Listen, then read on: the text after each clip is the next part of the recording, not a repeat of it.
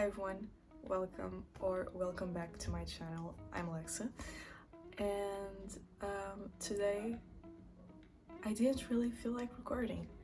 You know, those days when you wake up and you don't want to do anything. That's what I felt like today. But a girl gotta grind, and I had a whole plan of things to post now that autumn is arriving and it's my favorite season, like a lot of other girls on here. So I needed to put these videos out, and I'm going to be a week away this month, so I really gotta start recording, otherwise I won't have videos for all the weeks. So today, this week I was supposed to post. You will hear a little of background noise, I am sorry, but I can't do anything about it. I was supposed to post monthly favorites, but honestly I feel like I didn't really do a lot this past 2 months. So I'm going to be putting those 2 or 3 together. But in the meantime, I have a few videos prepared, and this is one of them. And it's all the books that I'm reading to prepare for fall. So it's not the books I will be reading in fall. Obviously they are, because that's a lot. There's a lot of books in this list. But it's also to prepare myself for what it is to come. So there's a bit of scary horror books. There's books that feel like a bit of coziness in them, in my opinion. Those autumny vibes, you know. So I got the list right here. Yeah, I write everything down so I don't forget anything. The only thing that I don't write down is like the synopsis of the books. That's why I sometimes forget what they are about. So let's give this a try, shall we? So the books that I will be telling you about right now are the ones that I'm for sure wanting to read, because they're the ones that I had on this list for like longer. And fun fact, all of these books are under 300 pages, so I feel like even if you don't really feel like, oh, I don't think I'll be able to finish these books, don't worry, I have like a lot of different books in here, a lot of different lengths. I have less than 100, less than 200, less than 300. I don't think I have any that's less than 50 pages. I have one that's a little bit less than 100. So I have everything for everybody. If you're a slow reader, you are certainly going to be able to finish at least one of these, and you will probably enjoy them. So let's start. This one, actually, I have been waiting for it to come out, and it did come out on August. So it's The Hounding by, I don't know how to pronounce their name, but it's either shinobe, purvis, shinobe, purvis. Is it a Z, an X sound? I don't know. And it's 240 pages. So this book, from what I read at the time, was about how certain things are happening in a town, and since there's a group of these really weird girls, they think, everyone in town thinks that these issues are coming and happening because of these girls. So it's a bit of horror-ish, a bit of dystopian, but it felt autumny at the same time, weirdly. So that's the first on the list. Then I have The Halloween Tree by Bradbury, and it's 145 pages. This book is a very short story about something happening on Halloween between these boys. I think one of them disappears or something related to that, and then the other one has to be going around and finding him. But it's Halloween themed, very nice, very autumny, very cozy, and it's very small to read. You can finish it in one day if you're really motivated to do so. If you're like a slow reader, you can finish it in like under 3 hours if you're a fast reader. So very good for a readathon, for example. Next, I have a few classics because you always need to be reading this. So I have The Haunting of Hill House by Shirley Jackson, and it's 182 pages. If you have seen the TV show, you know what this book is about, but I guarantee you it will be 100 times better if you read the book.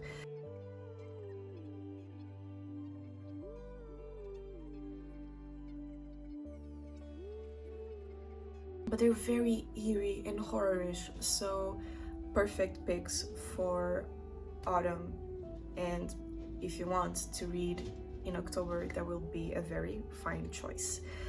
And the next one is also by Shirley Jackson, They Have Always Lived in the Castle, and this one is 152 pages. I have attempted to read this book twice. Once literally reading, the second time audiobook. Actually 3 times I have attempted to hear the audiobook twice. And honestly, I don't know if it's my mindset. I'm probably not in the right mindset to be listening or reading to this book, so I haven't completed it. It's very mysterious, it's very eerie. It's about 2 girls living in their family house, and they're hated by their town because their family is the cause for like death, things related to that from what I recall of reading the book. But if you're in the right mindset, this is the perfect book for you. I guarantee you. Don't mistake my words for being a bad book, because it's a really nice book. I just, it's the mindset. The next one, I at the time saved this book because I really found the title funny, and it's The Cats of Ulthar by Lovecraft, and it's less than 100 pages. It's 83 pages. If you're a Lovecraftian, you know that he loves to talk about cats. So I'm pretty sure this is like a compilation of stories about cats, or just a one story about cats. But it's Lovecraft, so it's 100% going to be weird, but lovely at the same time. So I put that one on the list because it's short and you might actually enjoy it. This is also one that I've been saving up for like... When did this book come out? I feel like it came out a long time ago, like 2 years ago, but maybe it came out like last week. I feel like I've had this book saved on my to read for 2 years at least, and it's House of Hollow by Crystal Sutherland, and it's 292 pages. What was this book about? I'm pretty sure this is a horror book, and it's about weird things happening in this girl's house. I just don't really remember the whole synopsis, but it's a horror book, so I also added it to this list. Next one we have Earthlings by Sayaka Murata, and it's 247 pages. I have read one book by Sayaka Murata, and it's Convenience Store Woman. I did not like the book, I'm going to be honest. I read it before gifting it to my friend because she had it on her wish list, and I was just like, I really hope you like the book, because I didn't really enjoy it that much because of this and this and this. It was a lot of different opinions on certain topics in the book, so I ended up not really enjoying it that much. But I had Earthlings on my like wish list and reading list for longer, and I ended up not touching it because of reading Convenience Store Woman first. So I feel like this one is weirder than Convenience Store Woman from what I remember, and it's about 2 friends and growing up and making a promise to each other about surviving. And the main character of this book is going through a lot in terms of family issues. So I felt if it's eerie, maybe it will be good to read during autumn. So I also added this one to the list.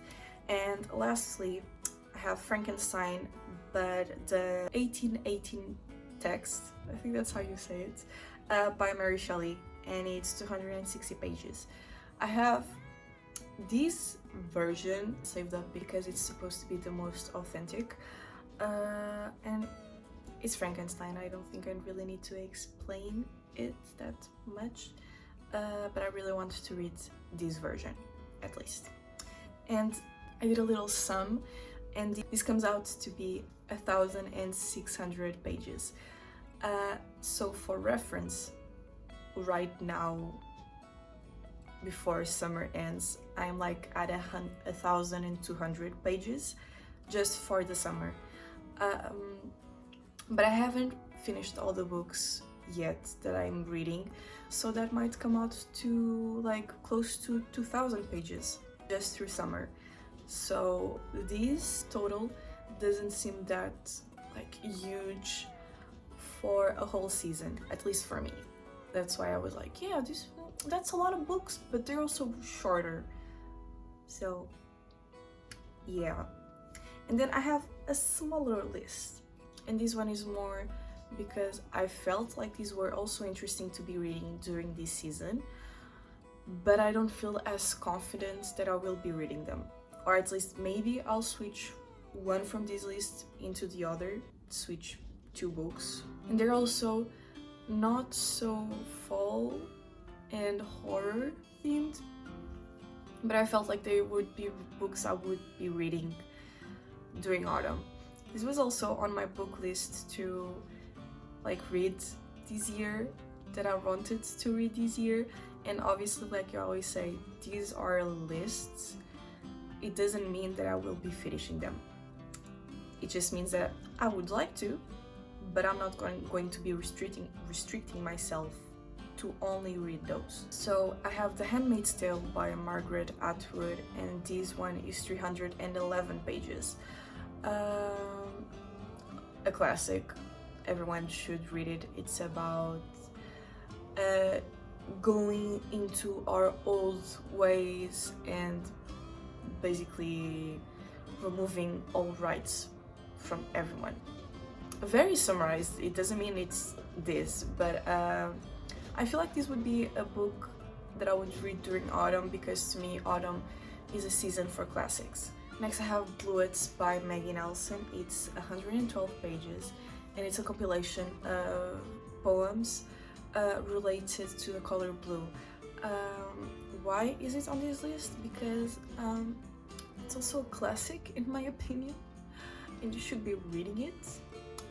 And I just felt like it would be a nice book to read during autumn.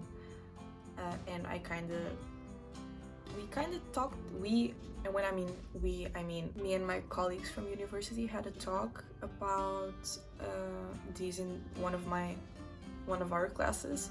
So I ended up really wanting to read the book. It felt really interesting, and I think we translated one of the poems in one of our classes. So I just felt like reading it during this time, because one season has gone and I haven't read it, so I really want to read before the end of the year, so autumn. Second to last, we have A Psalm for the Wild Builds. I think that's how you pronounce Psalm. Is it Psalm? Sam? Word. I don't know how to pronounce the word. By Becky, and it's 151 pages. It's a short book about evolution, nature, and other related things. And I saw someone talking about it, and I feel like it was really interesting. And I don't know if it's just the vibes of the person, but the person gives me autumn vibes, and this book is about nature and autumn, and that's the only reason I have this book on here. I've had it on my wish list for a long time, but it was the motivation to read it, so on the list. And lastly, the cover seemed autumny, so I added it to the list. Please forgive me. I don't really have a lot of reasons to add stuff to these lists. I just vibes. So we have Kitchen Witch, Food, Folklore, and Fairy Tale by Sarah Robinson, and it's 276 pages. So folklore to me is very related to more whimsy seasons, so autumn, even though obviously it's not, but a lot of folklore is related during like Christmas and Halloween and stuff like that, so maybe there's a connection there in my brain. It's a lot of different folklore and combinations about like food and stuff throughout a lot of different countries like Germany, England, Ireland. I feel like there's a bit of Ireland in there also, and it just seemed interesting, so I added it. And these last few books that I talked about come to like 800 pages, so in total, if you feel like reading all the books in this list, there are 2,450 pages, which is almost double what I read in summer. That's why I divided them into two groups, because I'm not going to be reading all of these. But I felt like they were very interesting books to read during this season. You don't have to. I don't have to. I just felt like it was nice to expose different books from time to time. And honestly, I wasn't in the mood to record the video, like I said in the beginning. But I came through. But mental health is very important. So please take care of your health first. If you really don't feel like doing something, don't do it. I'm just doing it because I feel like it's beneficial for myself. And it was. I recorded a video. I'm not very proud of it. The total count has come to like 30 minutes, and I want to slim it down to like half of it because I stuttered a lot. I had like blank face throughout a lot of the parts of the video that you will not be seeing, and a lot of different sounds that were going on, like windows, the church bell, my grandparents in the background.